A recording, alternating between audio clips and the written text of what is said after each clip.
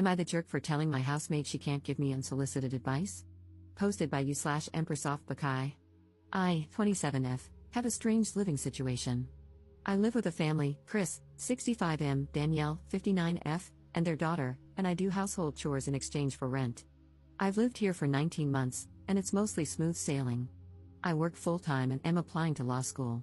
Danielle has some issues with boundaries. She doesn't understand why she can't enter my room without permission, for example, and I know it's both due to age differences and the fact that they allow me to live in their house for free.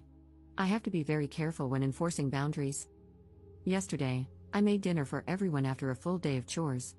Around 10 p.m., as I was finishing the dishes, Danielle told me I needed to steam clean the carpet in the living room because the cats had peed all over it. I did, and as I was putting the steam cleaner away, Danielle entered and said she wanted me to do another room. Because it was 10:30 at this point and I still wanted to work on an application before bed, I politely but firmly said, I'm not going to do that.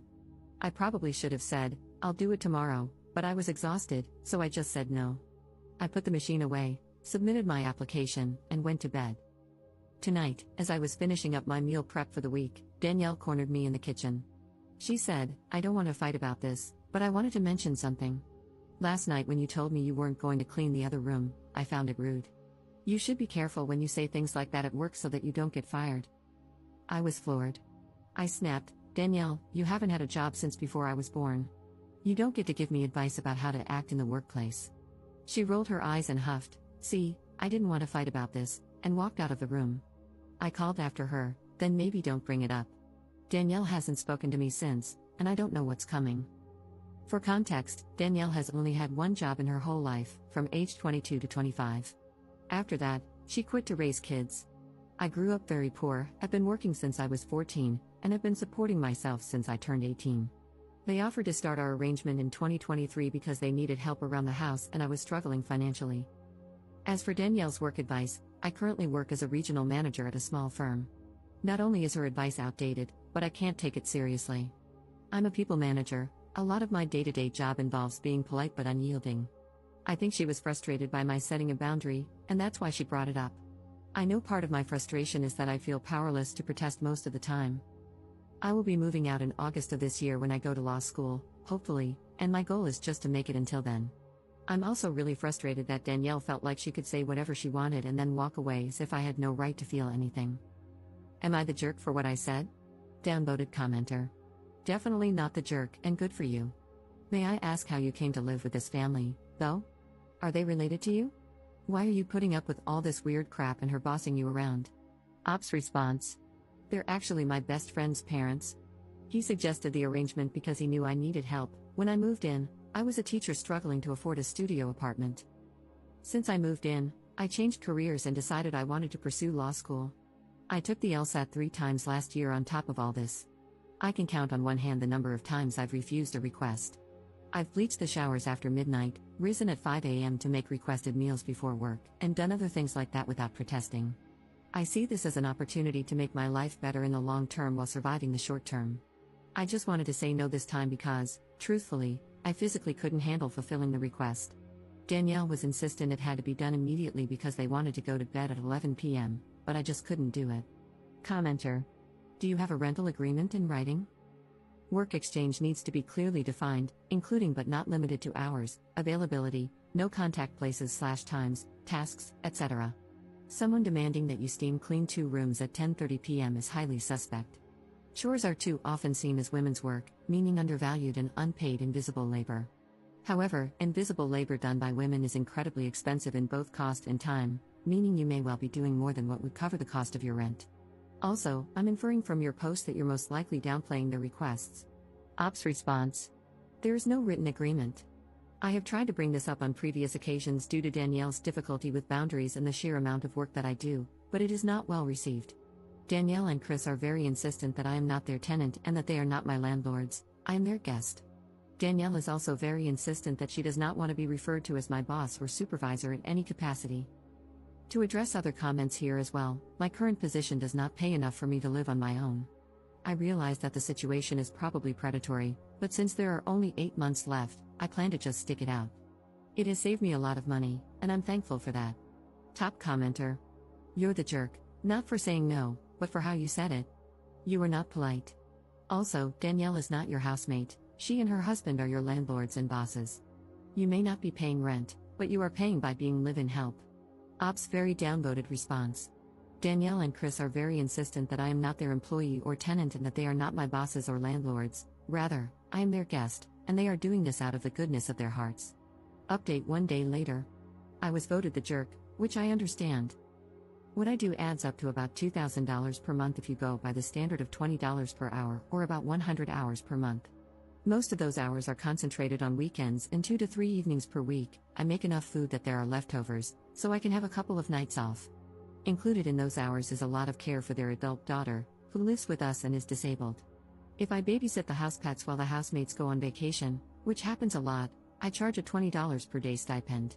We have 2 dogs, 3 cats, a gecko, and some fish. One of the cats is mine. This is why I clean the carpet without protest, because it's just as likely the piss was his as any of the other cats. I've said no to requests 3 times in 19 months, and each time has been met with pushback like this.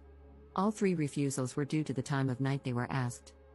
Many have called this a form of modern-day slavery, and I see where you're coming from.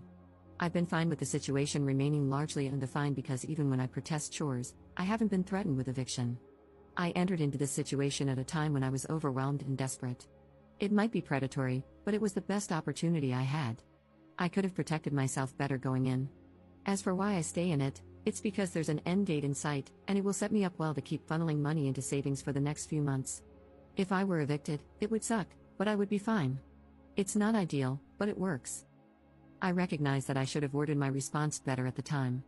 However, I do want to push back on the idea that I have to do everything they say just because they own the house. If a boss demands overtime from me that's not previously agreed on, I am allowed to say no, and I have done it many times without affecting my employment whatsoever. In fact, my current boss, whom I've done this with the most, often using the same wording as here, wrote me an excellent letter of recommendation for law school. Times have changed since the 1980s, and saying no to unreasonable demands is becoming more and more acceptable. What she meant when she said, "You should be careful when you say things like that at work," was that I shouldn't be assertive at all in a situation where I am a subordinate, which I very much think is outdated advice. I was not invalidating the difficult work of raising a family that Danielle did. I would not dream of offering someone else parenting advice because I haven't been in their shoes. Hypothetically, if the last time I had raised a child was 30 years ago, I also wouldn't give advice on raising a kid in the iPad generation. Danielle should not be doing the same to me about work. She is not my professional boss. She has never worked in my field. She knows that she is not my landlady either. If she were, there would be a whole lot of rules she would need to respect that she doesn't want to, such as entering my room without notice. Again, because I am getting some benefit from the situation, I don't and won't threaten legal action here, as I have enough documentation to protect myself. In addition, Chris, Danielle, and I all have personal stakes in making this work. We have a ton of mutual friends, one of whom is their son and my best friend. Danielle and Chris have some chronic illnesses that make housework hard for them, so they are also getting a lot out of this situation. I plan to apologize and smooth things over. I will follow much of the advice mentioned here about protecting myself better moving forward. Perhaps naively, I hope this will end well. Danielle and I actually get along very well most of the time. We don't hate each other by any means, and we both ultimately want to see the other happy. That's why this has worked for so long. To everyone who says that this situation proves I don't have what it takes to be a lawyer, don't worry, you will probably never be my client. Second update 2 days later. First, as an aside, many of the comments here missed the point. Danielle was not angry with me for refusing to do an additional chore at 10:30 p.m. That was not the issue. Even under the most generous interpretation, demanding additional overtime work at the end of a 14-hour shift is unreasonable, and she knew that. During our follow-up discussion, she added a detail I had completely forgotten. The second room in question has a large potted fiddle-leaf fig tree, and in order to steam clean the additional room, the tree needs to be moved. Neither she nor I were able to move it after multiple attempts, so at that point, I said, until Chris and I can figure out a way to move this, the steam cleaning will have to wait. I know you want it done tonight, but I will not be doing that. This was very important context that I missed when I was angry. The real issue was the exchange the next day. Regarding how I responded when she confronted me about my wording, I now understand that I was absolutely the jerk. As one of my close friends put it, those are inside thoughts. My comments about her work history were also unnecessary and irrelevant. Last night, I approached Danielle and opened the conversation with a profuse apology, no qualifiers, no protests, Just a sincere acknowledgement that I was rude during our kitchen conversation and needed to apologize. In turn, she immediately apologized for her incredibly poor approach to the follow-up conversation and for cornering me in the kitchen while I was otherwise occupied, instead of meeting with me at a more neutral time.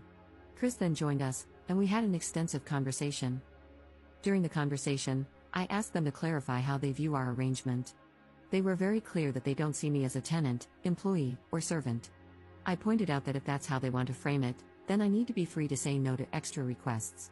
They were receptive to this. I also pointed out that, in our state, I could either be considered a tenant or a live-in domestic worker, but given the length of time I've resided here and the conditions in place, I am definitely not just a guest. They were offended that I see our relationship as fundamentally transactional, which I found kind of funny because, while they have the freedom to frame it in their minds as we're helping this person out, and she's helping us out, it's wise for me to view it differently. I do have obligations to them, and my life carries significantly larger implications should this arrangement not work out. In the end, they agreed that because they aren't landlords and I am not their employee, in their minds, I should have more freedom than I have been given. Chris and Danielle have chronic illnesses that make most of the work I do very difficult for them, including a lot of the care I provide for their adult daughter who lives with us. We then outlined, again, exactly what my responsibilities are, and what they are not. To my surprise, they also apologized for previous invasions of privacy and agreed to install a lock on my room door. It is an interior lock only, so I can't lock it when I'm gone, but I'm fine with the progress. I was never threatened with eviction or anything like that. People can be emotionally mature enough to talk through issues instead of immediately pulling a metaphorical trigger, which is what happened here. After the conversation, I typed out a long email detailing the terms of my living arrangement as it currently stands and had them confirm it in reply. While it's not an official lease, it's a written agreement outlining responsibilities that all parties have agreed to. We also agreed that my monthly hours would be reduced to 80 instead of the roughly 100 I have been working. If the value of that is calculated based on the federal minimum wage, it amounts to $580 every 4 weeks, which is more than most rooms for rent cost in our area. Of course, the labor I provide is somewhat skilled and has a market value of at least double, but I use the federal minimum wage for the sake of argument.